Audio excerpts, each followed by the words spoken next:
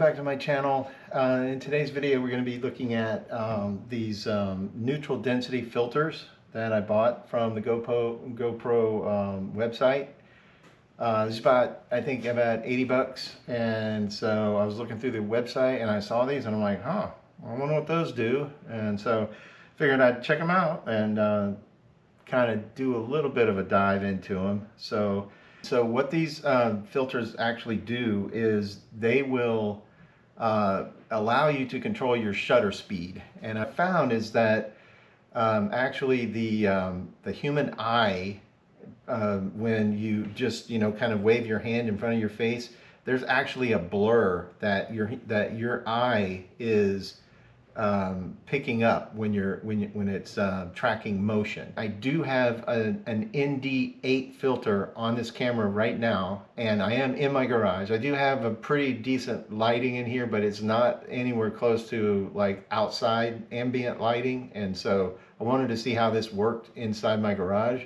If you're seeing this footage, then it must have been okay, because I'm gonna go back in post-production and see what it actually looks like to see if I need to change back to a clear, non-filtered lens on the camera. So, but anyway, in order to understand exactly how these filters work, you first have to understand kind of how your camera works, right? You have two basic settings in your camera, frame rate and shutter speed. And so what's the difference between frame rate and shutter speed? Well, we're about to find out. Of the olden, when I was a kid, we had our cameras had film strips, and that film strip was fed through a device that had a shutter that opened on each one of the little pictures, and then you would get a moving picture based on the progression of those images. Is exactly what frame rate is. So frames per second are the number of pictures that are going by in the analog sense, or the comparative sense of comparing it to the old film reels. It's each one of those pictures is a frame. And okay, so I'm going to try to describe what's happening inside your camera between shutter speed and frame rate.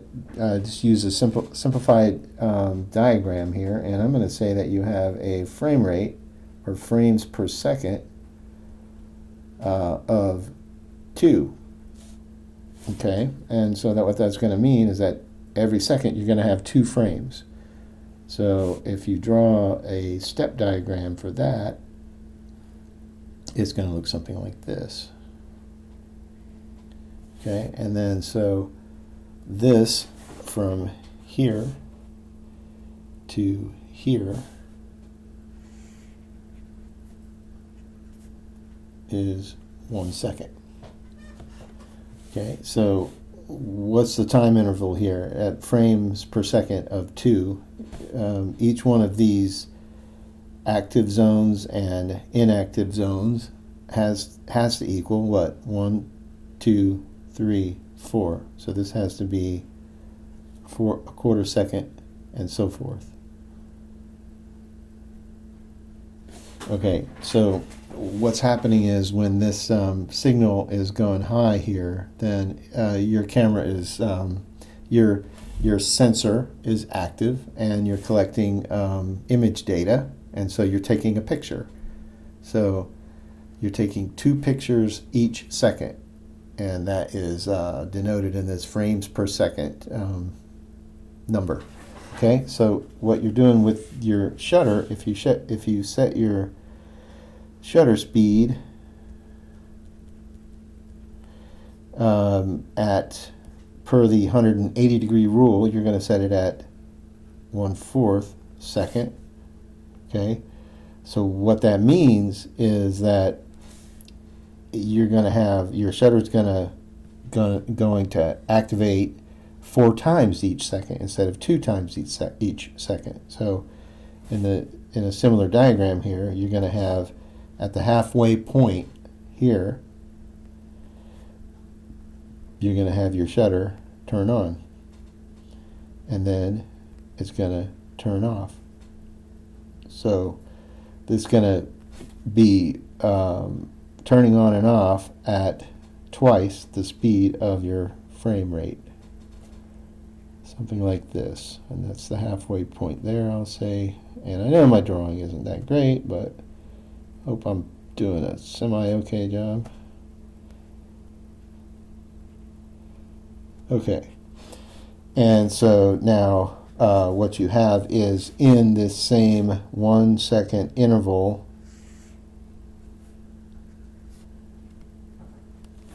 okay, you have your shutter is actually activating 4 times, thus the quarter-second shutter speed. And what it's doing is it's masking your frame. Each frame is masked from here to here. Your shutter is not open from here to here. And so you're only exposing your picture that you're taking with half the light that is available. And the same thing over here, of course. So halfway you're active down here and you're not active here, so this part is masked. And then you can just extend this same idea here to the 30 frames per second and at a 1/60th shutter speed. That's called a 180-degree angle because shutters used to be made when they were mechanical. They were some in semicircles, and these semicircles rotated around and exposed the every time it rotated, it exposed this part, and then when it rotates this area, the solid area over it, then it would cover the film up, and that's how old-timey shutters used to be made.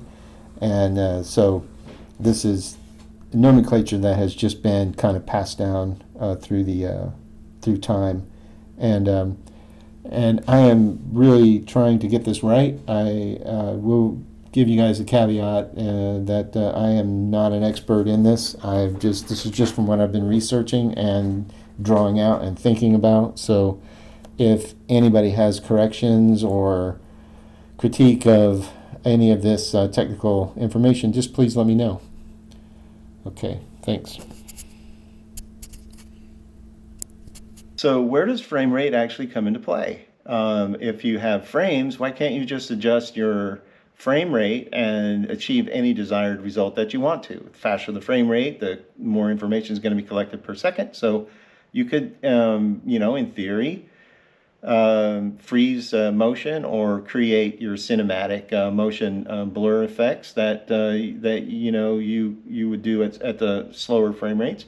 And so why do we need shutter speed in addition to frame rate? Well, basically, the shutter speed is telling your camera how much each picture is exposed. You are collecting frames to control your motion blur, and you're adjusting your shutter speed to control your exposure. Lower frame rate is going to give your camera the natural blur with motion that your eye is used to seeing. Anyway, I'm testing out these filters. I am probably going to be using these filters in almost all of my videos, and I hope that this helps anyone who may have considered doing the same thing. At first you think that, well, it's just, kind of a shade screen that is on your camera that is, what's the point, right? And that is the point, is to keep your shutter speeds low. And max lens mods are great. I'm probably going to use a max lens mod on at least one of my cameras as I'm making my motorcycle trips.